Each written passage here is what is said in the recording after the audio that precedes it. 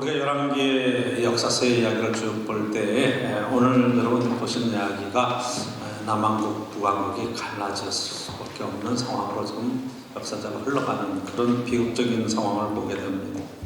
솔로몬의 아들 르호보암이 왕위에 오르는 그러한 과정 중에 북왕국에 있는 그러한 사람들이 이스라엘 사람들에서 왕에게 새로운 그러한 왕에 취임했을 때의 정책과 여러 가지를 이렇게 요청하는 그런 부분이 들어있고, 그때 그런 이야기를 쭉 듣고 그런 정책에 대한 이야기를 어떻게 선택하고 그리고 판단하고 결정하느냐에 따라서 나라의 운명이 달라지는데, 그 지도자의 판단과 결정이 굉장히 중요하다는 것을 우리에게 깨닫게 합니다.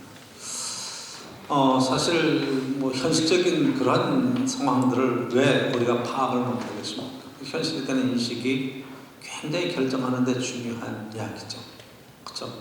이것은 여러분 한 국가의 운명이 될 수도 있고, 또 적게는 한 회사를 경험할 때 그 사장, 그 오너의 결정과 판단은 그 회사가 사느냐 죽느냐, 거기에 일하고 있는 여러 사람이 사느냐 죽느냐 하는 이야기로 연결이 되는 거고, 그렇죠?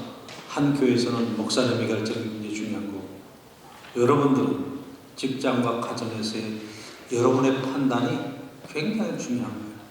가장으로서의 판단을 정확하게 내리지 못하면 가정 전체가 다 불행해지기도 하고, 그렇죠? 가정이 깨지기도 하고, 그런 것들이 결국은 어떻게 판단하느냐, 어떻게 선택하느냐의 문제죠.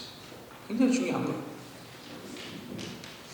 그래서 사람을 적재적소에 정확한 그런 판단과 자료들을 근거로 해서 결정을 어떻게 하느냐 중요하죠.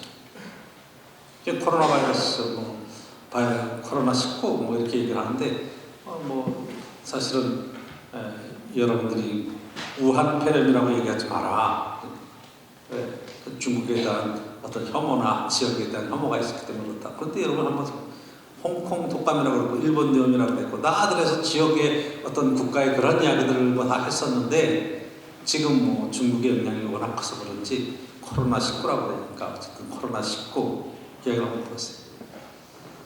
그것에 대한 판단을 듣고 어떤 선택을 했느냐에 따라서 한 국가 전체의 그런 방역 시스템과 작동이 어떻게 되는가 하는 걸 여러분 보십시오.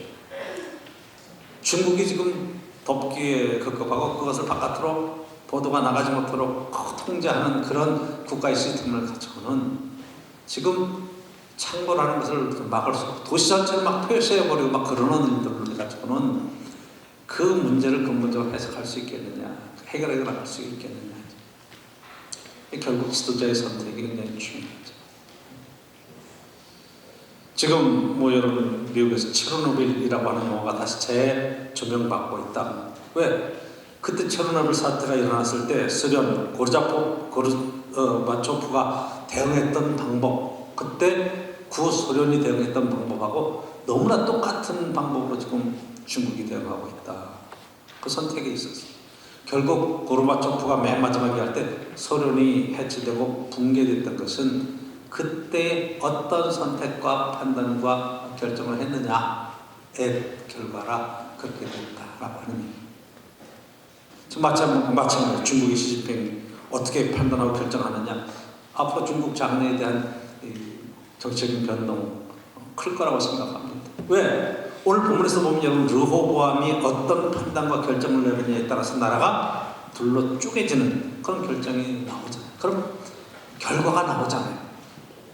저와 여러분들이 성경의 말씀을 듣고 이스라엘의 역사, 그 옛날 역사, 3000년 전의 얘기를 우리가 알아야 될 이유가 뭐가 있느냐 이렇게 얘기를 해요. 그런데 중요한 것은 국가적인 선택의 문제만 아니라 여러분의 인생에 관해서도 마찬가지예요. 어떤 환경에 처했을 때 어떻게 내가 판단하고 결정하고 그리고 나가느냐에 따라서 결국 한 사람의 운명이 결정이 되는 거고, 그 결과가 그렇게 나올 수밖에 없는 거예요. 그래서 맨 마지막에 오늘 15절의 이야기는 뭐라면 왕이 같이 백성의 말을 듣지 않으였으니 이런 여호와께로 말미암아 것이라, 하나님이 하실 거다 이렇게 쓰고 있어요. 하나님이 모든 결정과 모든 판단에 다 하나님이 다 하시나요? 그 얘기겠어요 이게? 여러분, 요것도 신앙적으로 우리가 이 이야기가 의미하는 것이 무엇인가? 뭐 하나님이 하시고, 하나님이 하시고, 하나님이 결정하시고, 하나님이 갈라지게 하시고, 판단하시고, 우리는 할 게 아무것도 없네. 하나님의 뜻대로네. 여러분, 이렇게 되면은 성경을 오해하는 거고 하나님을 오해하게 만들어요.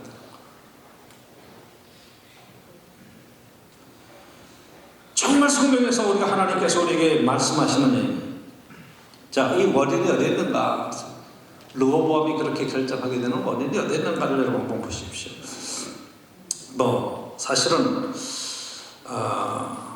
외적인 요인도 있고 내적인 요인도 있고 여러 가지 뭐 많은 이야기들을 뽑아낼 수 있겠지만 오늘 본문 안에서만 딱 여러분 보시면 뭐라고 얘기하는 거니? 4절에 이렇게 그 북왕국 이스라엘 사람들이 모여와 사는 얘기가 4절에 왕의 아버지가 우리의 멍에를 무겁게 하였으나 왕은 이제 왕의 아버지가 우리에게 시킨 고역과 매우 무거운 멍에를 가볍게 하소서.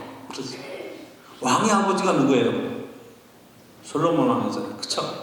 여기 솔로몬 왕은 지혜의 왕이고 그때 최고의 부여를 누리고 뭐 최고로 잘 나갔던 왕이고 세상에 그렇게 장수를 누리고 그런 영광을 누리는 왕이 없었다. 그런 지혜의 왕이고 여러분 뭐 지혜서 중에서 자문을 쓰고 다 그런 지혜의 왕이라고 생각하고 최고의 영광을 누렸고 여러분 잘 아는 대로 성전을 짓고 이스라엘의 최고의 시대를 이끌었던 왕이라고 생각하지만 오늘 성경에서 딱 얘기하는 것은 그 밑에 살았던 백성들이 나와서 하는 이야기가 왕의 아버지가 솔로몬이 우리에게 멍에를 무겁게 하였어요.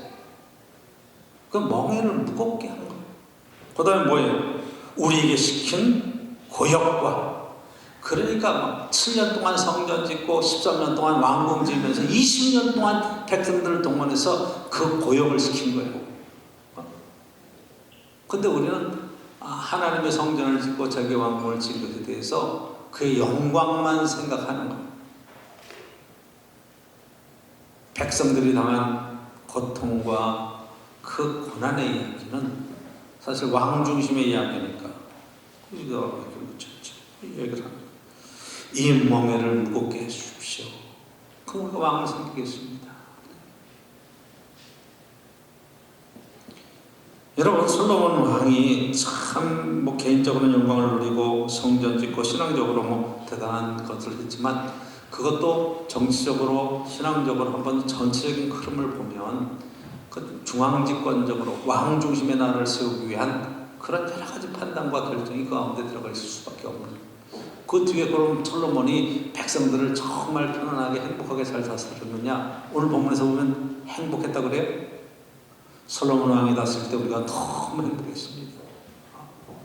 그 시대에는 황금이 동네에 돌멩이처럼 많았습니다. 그렇게 얘기해요. 잘 먹고 잘 살았습니다. 우리가 지난 시간에 살펴본 것처럼 솔로몬이 하루의 양식이라고 하는 것이 어마어마했어요. 왜? 어마어마할 수밖에 없었어요? 부인이 1000명이요. 아이들은 얼마겠어요? 하나씩만 낳아도 2000명이요. 그 식구들이 식사하는 것만 해도 대단하지 않겠어요? 예를 들어서 그 식구들이 먹으려면 하루에 먹는 양식. 그래서 그 양식을 대려고 이스라엘 전체를 지파 공동체로 되어 있는 그 나라를 12로 기획 정리를 다시 했어요. 행정구역을 다시 개편했어요. 그리고 한 달에 한 구역에서 그 왕궁에 쓰는 모든 물자를 대게 했어요. 식량서부터 포도주서부터 시작해서 말이 먹는 말이 10,000마리가 넘었어요. 그 양식까지도 다 대게 했어요. 그러니까 백성들이 멍에가 너무 뜨겁습니다. 그 얘기를 하는 거예요. 이스라엘 땅이 뭐 넓은 땅인가요? 거듭 얘기했지만 우리나라 경상남북도 합한 그것보다 작아요. 작습니다. 그 시대에는 목사님 그래도 다윗이 지역을 넓혀가지고 저 북쪽으로 남쪽으로 나라가 크지 않았습니까? 그렇죠. 외국에서 조공이 들어오고 세금을 걷어들이고 그런데 본토인들도 사는 게 넉넉하지 않다. 힘들었다. 지금 우리 시대도 막 백성들은 힘들다고 그러고 어렵다고 그러고 그래도 벌어는 벌어서 쉬십시오. 아유 손님이 없어서 편하고 좋겠어요 라고 하는 얘기를 여러분 들으면서 막 아유 표현이 좀 잘못됐다, 전달이 잘못됐다도 얘기하지만 그런 얘기를 들으면 아, 이 사람이 현실 감각이 없구나, 딱 그렇게 여러분 느끼잖아요. 똑같은 얘기예요. 지금 솔로몬의 시대에 여러분들이 현실 감각으로 백성들의 이야기로 딱 들어가보면 지금 노역 때문에 죽겠다고 말하는 그 상황을 뭐 이렇게 하고 넘어가는 거예요. 그러니까 왕이 막 새 정권이 딱 들어오고 새로운 왕이 취임할 때 이런 이야기를 하는 거예요. 그렇죠? 그러니까 지금 이런 어려운 상황을 백성들에게 귀를 기울여야 되는데 12장 1절 한번 여러분 보세요. 12장 1절 보면 르호보암이 세겜으로 갔으니 이는 온 이스라엘이 그를 왕으로 삼고자 하여 세겜에 이르렀습니다. 그렇게 쓰고 있어요. 뭐라고요?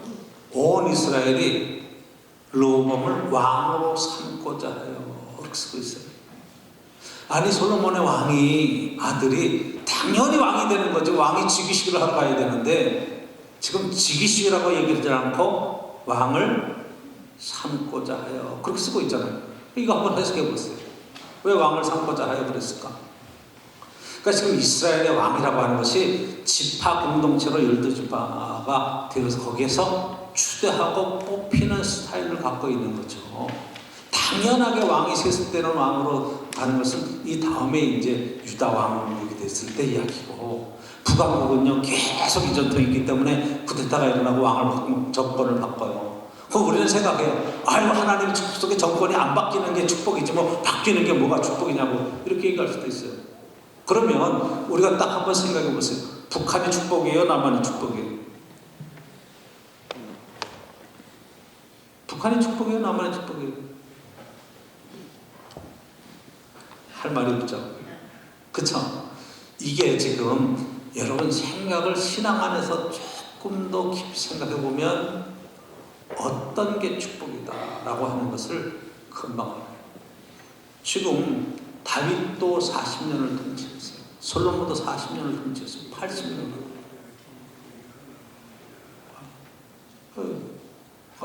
우리가 하나님 안에서 축복이라고 말하는 그것이 하나님 말씀 속에 정말 하나님 뜻대로 나라를 세워갔을 때 백성이 누리는 그 축복의 이야기 속에서의 축복이지, 한 가문의 영광을 가지고 축복이라고 얘기하기에는 너무 성경을 축소해서 보는 경향이 있다.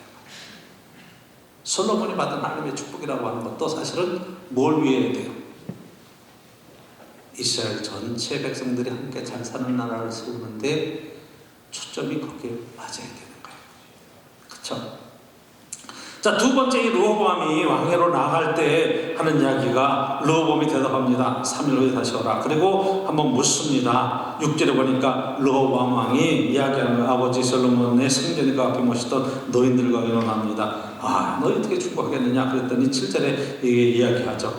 왕이 만일 오늘 이 백성을 섬기는 자가 되어 그들을 섬기고 정말로 대답하여 그 이르면 그들이 영원히 왕의 종이 되리이다. 뭐라 그래요? 이 노인들의 충만, 오래된 충신들의 충만, 섬기는 자가 되십시오. 그렇죠? 왕은 섬기는 자입니다. 백성을 섬기는 자가 돼서 그들의 말을 들어주십시오. 얼마나 지혜로운 이야기예요. 이거는 지금 3000년 전의 얘기가 아니라 오늘 우리 얘기 똑같은 거예요. 대통령은 뭐 하는 사람이에요? 백성들의 얘기를 듣는 사람. 그렇죠? 고위공직자는 뭐 하는 사람이에요? 백성들의 얘기를 듣는 사람들이에요. 국회의원이 뭐 하는 사람이에요? 지역구의 백성들의 얘기를, 국민들의 대표가 돼서 국민들이 진짜 원하는 바를 정책에 반영하고 반영하는 거예요. 근데 이게 지금 자기의 이익만 위해서 쓰러진다는데, 대통령도 자기의 편만 챙기고 백성들의 귀를 기울이지 않고 국회의원도 자기의 개인적인 사업과 자기의 이익을 위해서 그렇게 해도, 선거할 때는 다 국민을 위해서 얘기하지만 결국 가서 그렇게 안 산다 그러면 백성들의 얘기가 무시가 되는 거죠. 자, 여러분 국가에 대한 이야기라고 여러분 생각하시면 아유 그건 뭐 지금 뭐 우리들의 얘기가 여러분 한번 생각해 보세요. 여러분의 가정에서 가장과 여러분 아이들하고 한번 대화를 한번 생각해 보세요. 아버지가 뭐 하는 사람이에요? 돈 벌다 준 사람이죠. 뭐 하는 사람이에요? 가족 살리는 사람이죠. 정말 그렇게 생각하세요? 가정 간의 대화라는 것은 부모는 자식의 이야기를 들어주는 사람이에요. 아멘입니까? 이해가 되나요? 대화가 돼야 돼. 남편과 아내 사이에 대화가 돼야 돼. 근데 되게 대화한다고 하면서 자기 얘기만 해요. 당신이 이렇게, 당신이 이렇게. 듣는 사람은 굉장히 짜증나요. 힘들어. 왜 내 얘기를 안 듣는 거야? 내가 얘기 다 했잖아.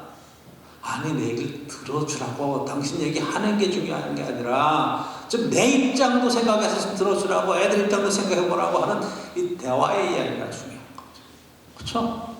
가정을 이루었다는 것은 서로가 서로를 존중하고 하나의 가정축을 공동체를 만들어가는 거예요. 여기에서 훈련이 안 된 사람은요, 어떤 모임에 가서 지 얘기만 해. 그냥 자꾸 자기 얘기만 해. 그래서 남의 얘기하는 걸 다 무시해버려. 그러니까 뭐가 안 돼요? 대화가 안 되는 거예요. 우리의 제일 큰 문제는 뭐냐? 대화의 통로들이 자꾸 막히는 거예요. 왜? 전통적으로 우리 그렇게 살아왔어. 왜? 유교의 문화권이라는 것은 대화의 문제가 아니라 명령하면 따르는 거예요. 왕이 얘기하면 따르는 거고, 아버지가 얘기했는데 이쪽만 건드려야지. 조용히 들어야지. 밥 먹는데 식탁에서 이거 밥알쳐 얘기하지 마! 그럼 깜짝 놀라서 쭉 밥만 먹고. 그러니까 밥상머리가 뭐예요? 대화하는 자리가 아니고 야단 맞는 자리. 그냥 아버지랑 밥 먹기 싫어. 그래서 어떤 집인지 이렇게 보면 아버지랑 이렇게 자녀들하고 친한 집이 굉장히 참 귀해요.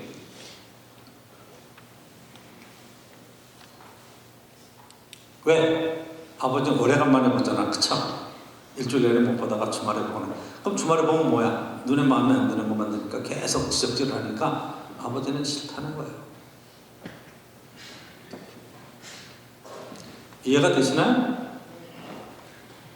잘 이해가 안 되나 봐. 남편과 아내 사이도 마찬가지예요. 여러분 함께 살면 장점이 많이 보이겠어요? 약점이 많이 보이겠어요? 연애할 때는 장점이 잘 보여요. 정말 멋있어. 뭐 말도 없고 막 얼마나 과묵하고 멋진지 막.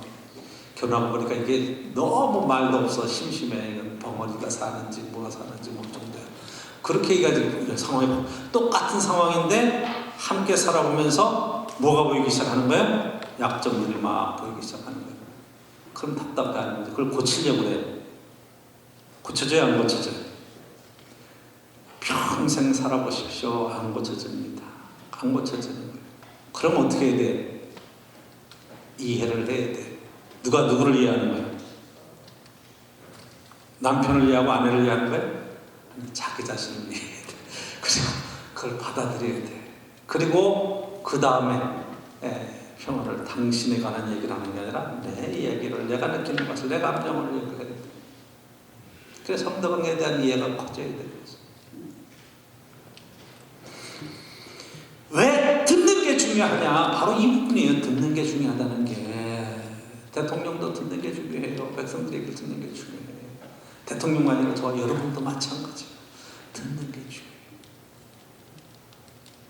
저와 여러분들이 교회 와서 기도 많이 하잖아요. 기도는 뭐야? 내 성품과 처지를 하나님께 막 아래서 하나님 들으시라고 하는 게 기도겠어요? 하나님은 다 알고 계셔요. 다 듣고 계셔. 우리의 속 사정까지도 다 아셔. 내 생각까지도 파악해. 그러나 뭘 하는 거예요? 하나님의 음성을 듣는 거예요. 할렐루야. 주의 말씀에 귀를 기울여 듣고, 그리고 내 마음에 하나님의 뜻에 맞춰서 순종해가는 훈련을 하는 것이 사실은 기도의 훈련이에요. 그게 기도예요. 자, 그러니까 7절에 분명하게 왕이 만일 오늘 이 백성을 섬기는 자가 되어 그들을 섬기고 좋은 말로 대답하여 이르시면 그들이 영원히 왕의 종이되리이다. 그런데 왕이 너희들이 사모하는 것을 버렸다. 그렇게 쓰고 있어요.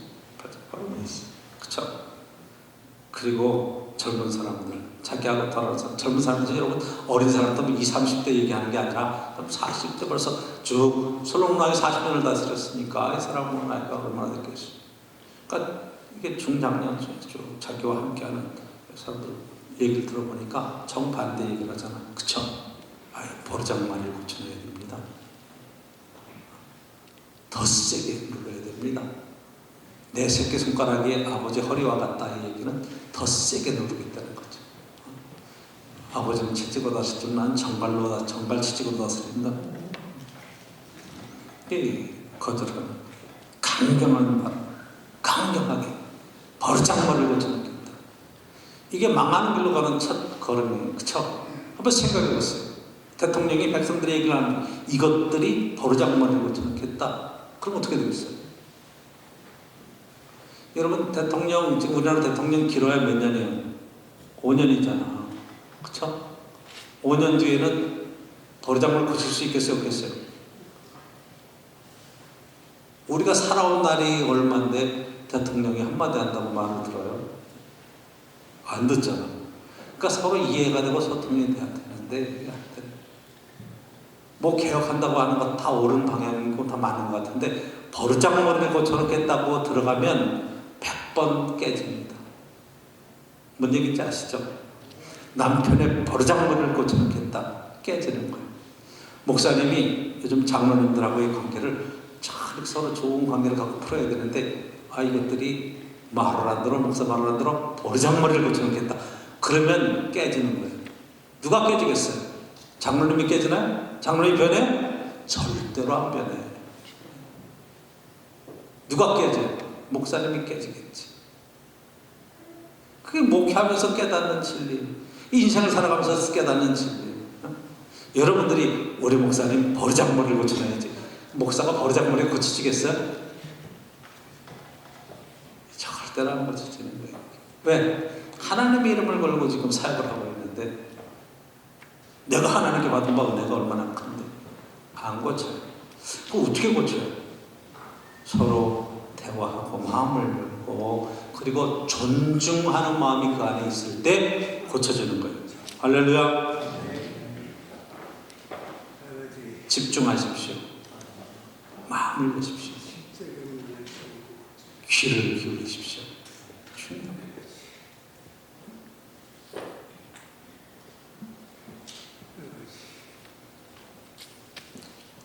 결국 북왕국에 속한 10지파 2절 보시면 느바세 아들 여로보암이 전에 솔로몬 왕의 얼굴을 피하여 애굽으로 도망가고 있었더니 이 느바세 아들 여로보암은 여러분 솔로몬 왕 차에서 아주 왕에게 인정받고 굉장히 열심히 잘 똑똑했던 친구인데 그게 어떤 일에 있어서 왕에게 조언을 했다가 왕이 죽이려고 해가지고 애굽으로 도망간 거예요.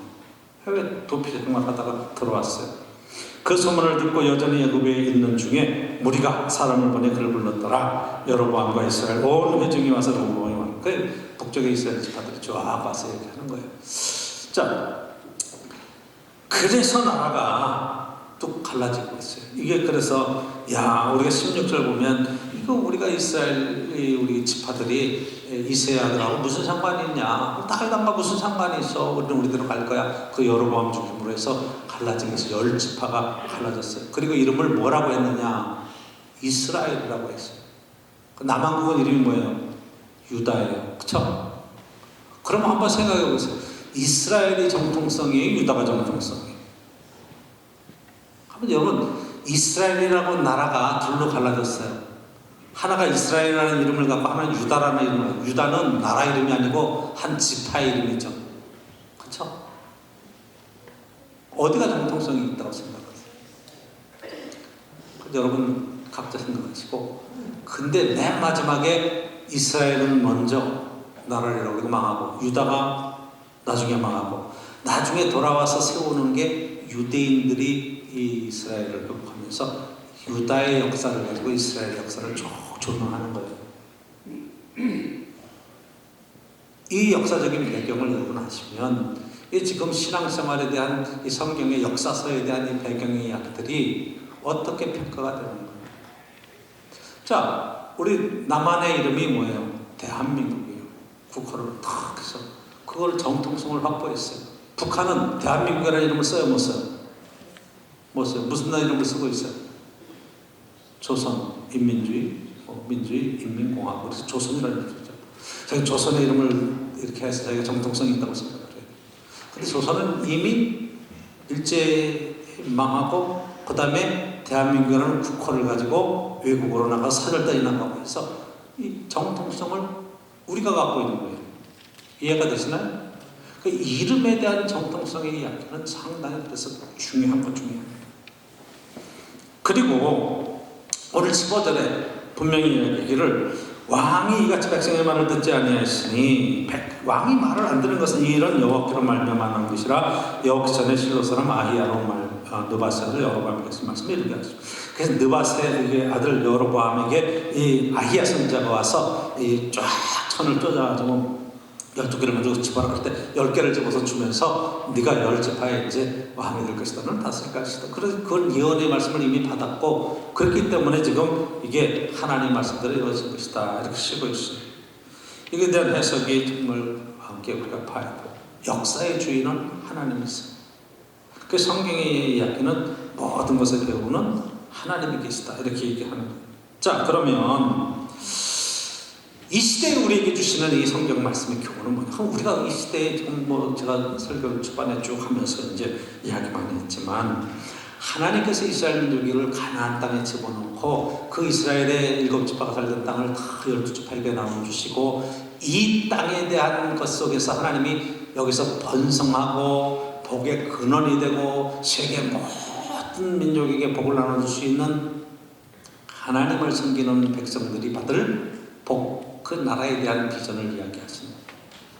그거는 왕이 없이 하나님이 왕이 되셔서 뭐로? 하나님의 법, 율법의 말씀으로 다스리는 나라.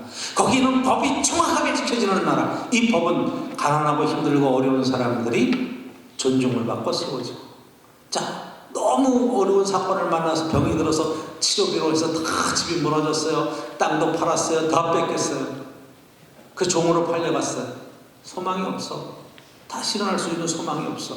근데 여러분, 이건 하나님의 율법은 어떻게 이야기하고 있는 거니? 7년이면 안식년이 돼서 다시 한번 기회가 있고 77이 49, 49년이 지나서 50년이 되는 희년의 때에는 세대가 바뀌면서 아버지가 가난했다고 나도 땅이 없이 가난한 게 아니라 다시 고향으로 들어와서 그 땅을 돌려받으시. 희년이라는 것이 자기의 조상들이 물려준 땅에 들어가서 그것을 회복하는 그런 것으로 지금 법을 만들어놨어요. 희년법이에요. 그러니까 이 성경 말씀의 하나님의 법은 여러분 얼마나 철저하게 배려와 존중의 이야기가 들어있는지 모릅니다. 그게 안식일, 안식년, 희년법이라. 그러니까 이게 지금 지파공동체라는 것이 왕이 다스리지 않고 11조만 되면 되는 나라. 세금이 10분의 1이요. 그 세금 가지고 뭐 하는가? 왕의 치닫거리를 하는 게 아니라 그거 가지고 레위인들과 제사장들의 삶을 보장해주고 레위인과 제사장들이 하나님의 말씀으로 양육하고 가르치면서 이 법대로 하나님 말씀대로 살아가는 하나님의 공동체를 만들어가는 그 비전을 갖고 세웠는데 사사기서부터 계속 실패하죠. 사사기 계속 실패해 나갑니다. 거기에 이제 다윗 왕이 세워지고 솔로몬이 세워지면서 왕정으로 돌아오면서 지금 그 왕정의 폐해가 솔로몬 왕 때 그게 달하는 거죠. 그게 지금 오늘 본문에 나오는 그런 이야기예요. 그렇기 때문에 첫째 굉장히 중요한 것은 바로 4절에 있는 말씀, 다시 한번 얘기하지만 왕의 아버지가 우리에게 멍에를 무겁게 하였으나 왕은 이제 왕의 아버지가 우리에게 시킨 그의 멍에를 가볍게 해주셔서 가볍게 해주십시오 하는 이야기. 이것 좀 내려놓게 해주십시오. 그럴 때 이제 원로들이 이야기하죠. 7절에 만일 오늘 왕이 이 백성을 섬기는 자가 되어 그들을 섬기고 좋은 말로 대답하여 이르시면 그들이 영원히 왕의 종이 될 것입니다. 바로 이 부분이에요.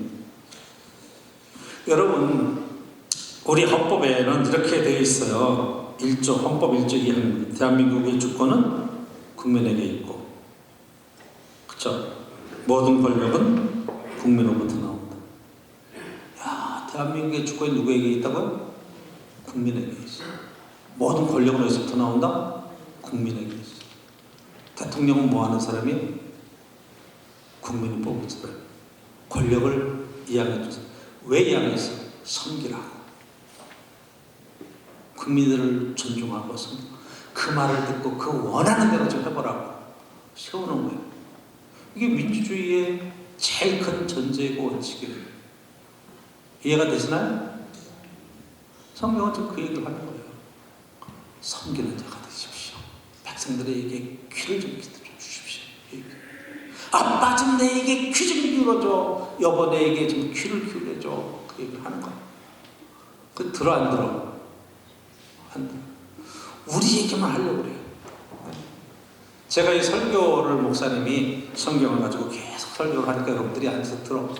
사실 제일 안 좋은 방법 중에 하나가 듣는 거예요. 그래서 여러분 설교가 끝나고 점심 식사한 후에 그룹으로 나눠서 한번 나눠봐라 이야기는 내가 그 목사님 말씀을 오늘 내가 이렇게 들었습니다. 그런데 내가 이렇게 은혜를 읽고 이렇게 생각을 합니다. 나는 이런데 참 적용을 해보겠습니다. 난 집에 가서 오늘 당장 부인하고 얘기를 한번 해보겠습니다. 남편하고 한번 얘기를 해서 내가 진지한 내 속마음을 한번 얘기해 보겠습니다. 그렇게 얘기하는 것이 적용의 문제예요. 근데 주제하고 전혀 상관없이 딴 얘기를 하고 있다. 그러면 지금 여러분들이 설교를 듣는 것과 또 삶에 적용하는 것에서 잘못 가 있는 거예요.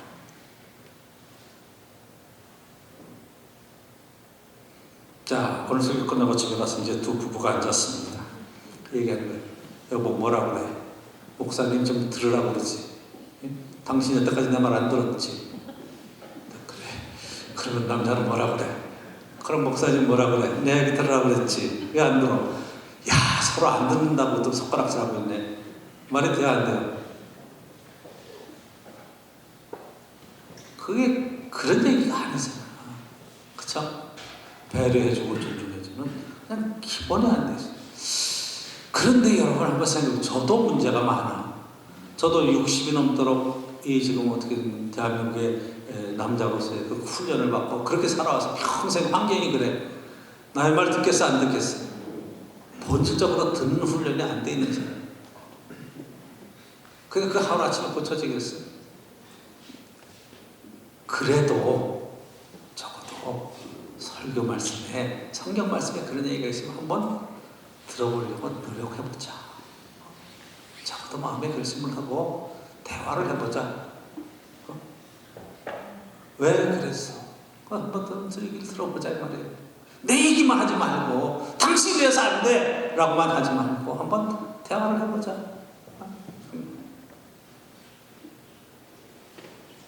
그러니까 당신이라는 얘기를 쓰지 말고 주어를 나라는 영어를 써야 돼요. 결정적으로 제가 하나의 팁을 드립니다. 나. 나는 당신의 얘기를 들으면 내 마음은 이래. 나는 당신이 일을 쓸 때 내 마음은 이래. 내 생각은 이래. 나. 그러니까 내 생각에 나에 대한 용어를 써야 돼. 너에 대한 이야기로 주어를 쓰면 그 다음에는 다 비판하는 얘기, 비난하는 얘기를 아무리 적어도 당신은 왜 말 안 한 게? 왜 그때 그렇게 말했어? 당신은 이렇게 얘기하면 그때는 이렇게 얘기해 반을 바꿨어. 나는 아까 당신 하는 말을 들었어. 내 마음은 이랬어. 난 기분이 이랬어. 이렇게 얘기를 하면 돼. 아니 내가 그런 뜻은 아니었어. 이렇게.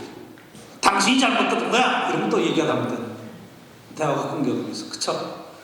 그랬어? 나는 그런 뜻으로 이해한 얘기가 아닌데 이렇게 주어를 나로 써야 된단 말이에요. 이렇게 구체적으로 가르쳐드려요.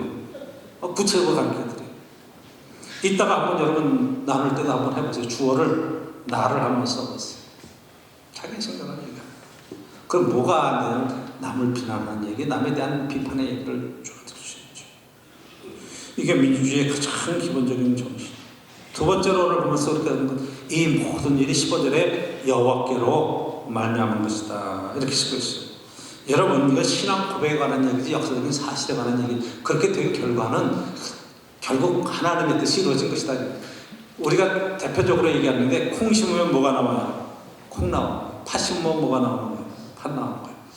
제가 믿음이 좋은 분과 처음 이 차례에서 목회해 봤는데 어떤 분이 있냐면 목사님 저는 병원 가서요 의사가 진단했는데 아이가 딸이라는 거예요. 그래서 하나님께 하나님 난 두 번째도 딸을 낳을 수가 없어요. 아들로 바꿔주세요. 아들로 바꿔주세요. 그랬더니 아들이 됐다는 거예요. 할렐루야. 하나님은 뭐든지 하실 수 있잖아요. 딸을 아들로 바꿔주세요. 그래가지고 아들을 낳았다고 자랑하더라고. 여러분 어떻게 생각하세요? 하나님 뭐든지 하실 수 있는 분이야.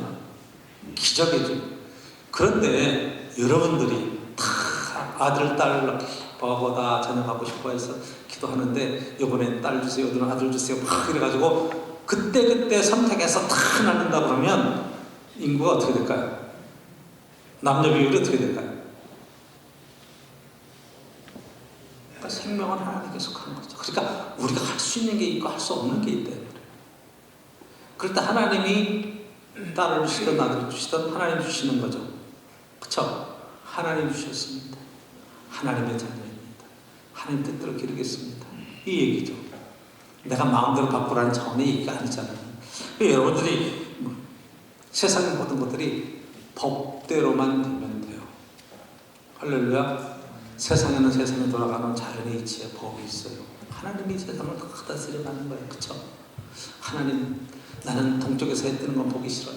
다 일생에 한번 서쪽에서 해 뜨는 걸 보게 해주세요. 막 기도하면 하나님께서 그래, 내 기도를 들어줄게. 그리고 서쪽에서 해가 뚝 뜨나요?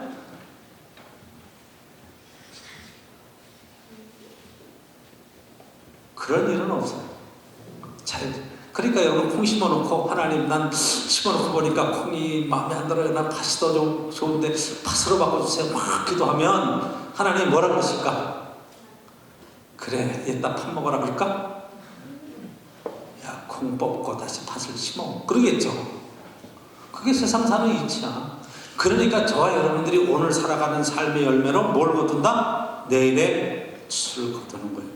르호보암이 그런 결정을 했기 때문에 결국 나라가 갈라지고 그런 결과를 얻어진 거예요. 그러니까 하나님의 말씀대로 하나님의 법대로 된 거예요. 그러니까 하나님의 이치예요. 이해가 되시나요? 그것이 신앙적인 고백으로는 하나님께서 그렇게 하셨습니다. 그런 고백으로 하는 거죠. 난 아무렇게나 살아도 다 하나님께서 잘해주실 거야. 다 내가 안 돼도 하나님의 뜻이야. 뭐 이렇게만 생각하면 성경에 대한 오해고 하나님에 대한 오해예요. 하나님은 신약으로 내려오면 이렇게 얘기하죠. 자기 생명을 주기까지 우리를 진심으로 사랑해 주시는 분. 우리가 때로는 실수하고 실패하고 잘못된 결정을 내려도 그 결정을 통해서도 깨닫게 하시고 가장 선한 길로 이끌어 가시는 하나님의 놀라운 사랑이 그 가운데 들어있다는 이야기를 이렇게 하시는 거죠. 그렇죠? 결국 선택의 문제예요. 판단의 문제와 선택의 문제. 그래서 다른 판단과 선택이 중요하죠. 야, 우리 의왕제일교회 참 복이 있는데 선택의 문제를 갖고 있으니까 우리 지휘자가 이선택이잖아요. 그쵸? 이선택 주사님 선택을 잘했어요. 여러분들이 얼마나 찬양이 좋아지고 은혜 가운데 풍성한지 몰라요. 그러니까 의왕제일교회 별난 게 다 있는 거지. 그쵸? 선택도 바로 하더라고.